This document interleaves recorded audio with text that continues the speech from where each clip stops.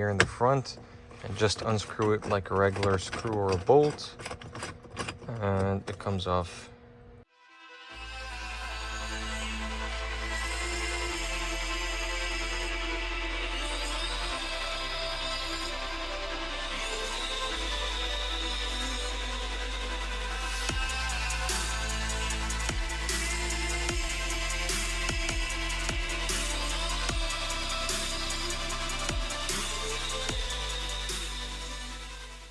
What's up guys, welcome back to another video. We're back at it again, MJ from Grid Motors. Today we have another Mercedes that we're working on. If you guys have not seen the first video I did about a faulty steering block, I'm going to put a link. You can go see that video. Today we have a similar incident here. Another car towed in, no start, key works, locks, unlocks. When you put the key in the ignition, nothing happens. It just says please remove key.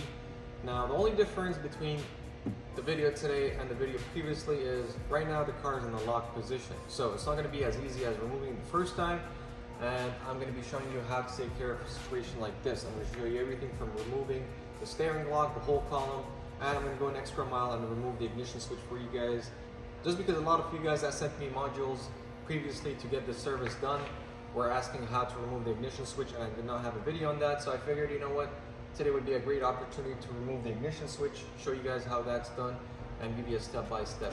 So here's the thing. If the car is in the unlocked position, then the first video would work better because you don't have to remove the whole column. The only thing is you're going to have to remove the ignition switch and the key. Send that out to me if you want service done from me. In this case, where the steering block is in the lock position, this video is going to help you because I'm going to remove the whole column, remove the airbag, remove the wheel, and remove the ignition switch, just to show you guys how to remove it in case you want to send me a module app. So, as explained in the last video, when we open the door, put the key in, you hear a slight ticking sound from under the column. Now that's the failed steering block. And those Mercedes, the way the system works is you have the key, you have the steering lock, and you have the ignition switch. If any of these modules are down, the car will not turn. It will not give authorization for the car to start or even turn on. So in our case today, we have the steering lock faulty, and I'm going to show you how to tell if you have a faulty steering lock. So if you get under the column here and just put the key in, you're going to hear a slight ticking sound. I'm going to go a little bit closer.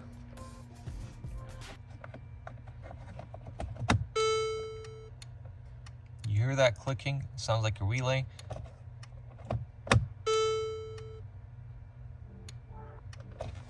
So that is a faulty steering lock. Now, in our case today, the steering lock is completely locked. So removing it like the previous video is not going to be possible. It's going to be very hard because we have to drill out the stud that holds the steering lock in the column with a nut. So I'm going to show you how to remove the airbag, remove the wheel, remove the whole column, and I'm going to go the extra mile and remove the ignition switch so I can put an emulator, program it, and the customer's never going to have this issue again, and it's lifetime warranted. Now, for you guys that sent out your modules previously for service, I really appreciate the business and trust you guys did. A lot of you were happy with the service that I did, and I'm looking forward to service more of you guys. But I'm going to show you today how to remove the ignition switch. That way, if you want to send out a module, it's easy, everything is documented, and you can do it yourself. So the tools that you're going to need to remove the column will be pretty much Allen keys, any thin Allen keys, just so you can put it through the side airbags, to depress them and remove the airbag.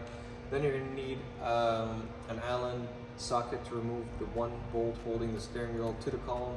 And then there's going to be 4 E torque bolts holding the whole column up, and then one more holding the shaft to the steering yoke. So let's go ahead. I'm going to show you everything right now. I'm just going to grab my tools and we'll get started. Okay, so first what we're going to do is we're going to remove the airbag itself. There are 2 holes from the sides.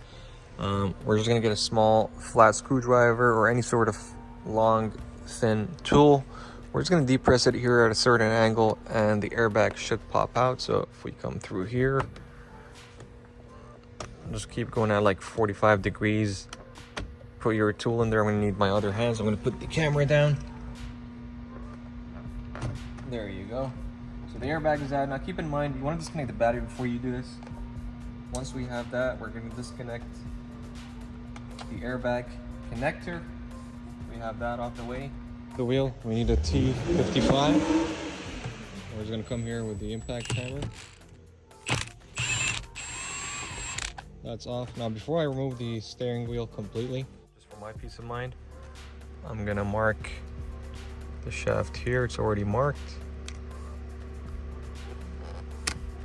See this marking here, just so I know where it goes, and the other one is to up here. All right, so now that we have this marked, we can go ahead and disconnect this connector, which is here.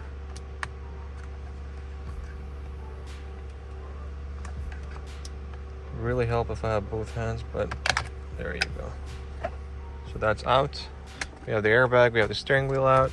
All right, so to remove this, there are, I believe, 2 connectors going all the way from back into here. So we're gonna have to use a pick or a flat from under and just unplug it, and then the whole clock spring should come forward. So I'm gonna put the phone down and remove this for a second. Looking at the clock spring from the back, you can see that yellow connector there, that one there. So you're gonna have to remove that safety clip and pull the connector out, and just depress it with my pick, and at the same time use my other hand and pull the harness back. So pull this back at the same time. There we go, that's out. So once that's out, just pull it all the way back, and now this is gonna come forward. All right, so that comes forward now. We have it removed. Make sure you do not spin the clock spring, because you might damage it and you're gonna have to redo the steering angle sensor on it. So just leave it the way it is. Once we have the airbag and the steering wheel off, this whole trim, you can just pull it to the side, use a flat, just pry it out a little bit, just go around.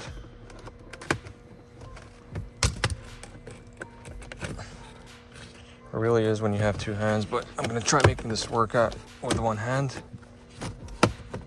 There you go. You can even choose to remove the trim around the cluster, but I don't have to. I'm just gonna remove the bottom half. There you go. And now I can remove this piece here. There we have, this trim comes off. And now, as you can see, there is 1 torque bolt, E-torque, another one here, and there are 2 more down there.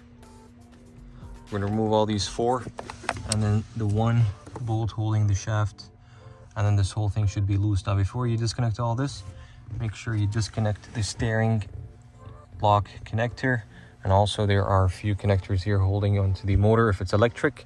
In our case, it's a manual steering column, so there isn't any connectors other than the steering block. And to get to that, just reach all the way from back here and disconnect it. So I have that disconnected. And now we're gonna go ahead and open this, the 4 bolts, and the whole column should be out. Now here's another thing. If your steering lock has failed in the unlock position, you could use my first video to remove the steering lock the way I showed you. You don't have to remove it completely. And to remove the EIS, I'm going to use a special tool. But in your case, what you could do, you could use a flat. You see those notches here, 4 notches. It's pretty much like a plastic screw. Use a flat and start tapping it anti-clockwise, and this thing's going to unscrew itself, and then you could push the EIS and slide it through the side here. But in my case, I'm going to show you the special tool I have, which we also sell. So if you need that, let me know. And yeah, let me go get some more tools, unbolt these, and disconnect the EIS. All right, so we're going to use a T45 to open up this nut here. We're going to use our 3/8 ratchet. All right, so once this bolt is off, what you could do is just slide the shaft down, and we have it disconnected. So that's off the way. You could push it all the way down. Now keep in mind, this one also you would want to mark, but in our case, or actually in most Mercedes, you have 1 large teeth over here, so you could line up with the rack. But just remember, you want to make sure and double check all the lines, make sure everything lines up. So right now we have that disconnected. The only thing left is the 4 bolts holding the whole column up. So I'll go ahead, bring the camera back down a little bit, and now start removing E12 torque. Here's an extension. Now keep in mind, like I mentioned, at this point you could stop and just remove the ignition switch if you have already removed your steering block, if it failed in the unlock position. If not, then you're gonna have to go this longer route of removing the whole column. I'm gonna come here and just break loose. So that's loose. There's another one here on the left. I can reach it from back and break that one loose. And then we're gonna go at the bottom ones. And use an extension just to make it easier. So keep in mind, there are 4 bolts. 2 of them are long, they're at the back. 2 of them are short, they're at the front. All right, so I got my electric ratchet. I'm just gonna put it here. Just like mentioned, there are 2 long, 2 short. The short ones are in the front, long ones are all the way down. 1 more bolt holding this here. You can get it from the back, it's easier. And then the whole shaft is gonna drop. So be prepared to the shaft is basically loose. We're gonna try compressing it, shortening the shaft so it's easier. We're gonna lock it in place. So basically the way I like to do this is push the brake pedal and do a turn basically all the way like that.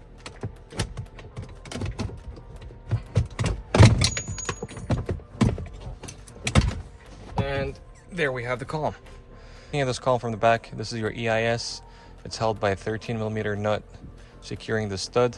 Now the only thing is when it fails in the lock position, there's no way of you depressing this.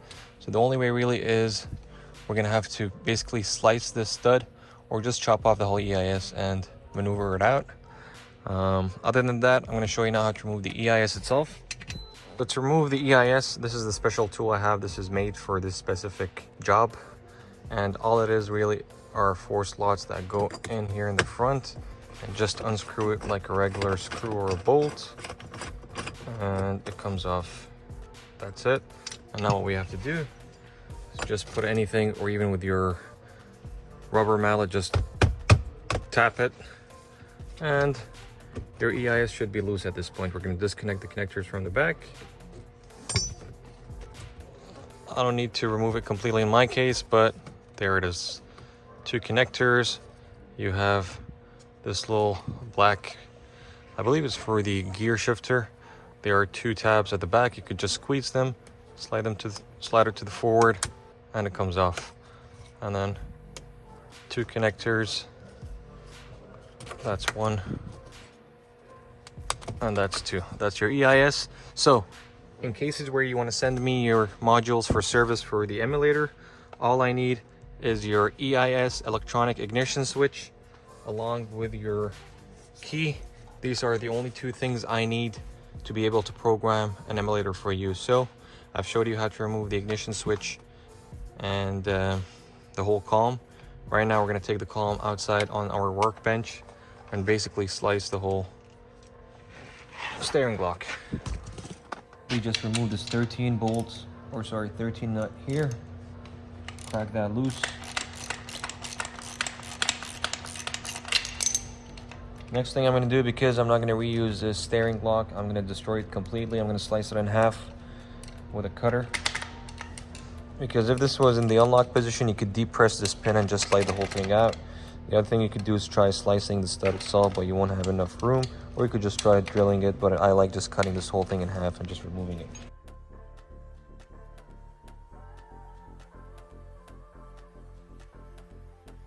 At this point, it's just a matter of destroying this internals and the gears.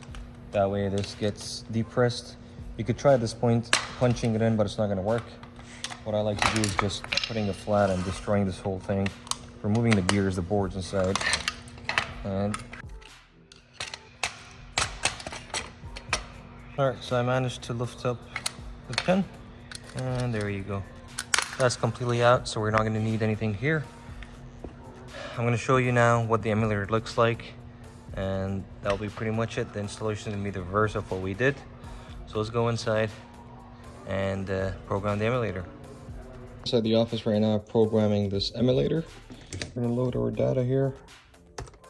We're going to write, and we are done. Basically all good to go. We don't need the laptop anymore. We're ready to go plug our emulator and see the vehicle starts.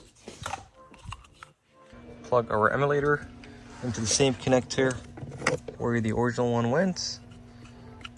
Again, would help if I use both my hands, but here we go, almost in. And there you go. You see the red light. Once we put the key in the ignition, it's gonna go green. That means it's recognized and we can start the car.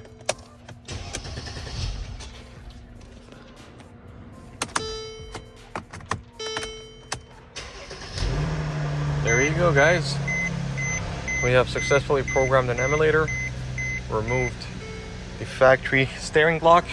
Now we're going to reverse install everything that we removed, and we're going to clear all the codes because I started the vehicle without the airbag, so it sets a code. This is going to be it for this video, guys. If you need my services for emulators or key services, or even if you have no keys at all for the vehicle, all I need is the ignition switch. You can send that out to me and I can do services for you, whether it's emulators, spare keys, or lost keys. I can help you with that. I hope this video helps. Please like, subscribe, and share, and I'll see you guys on the next one.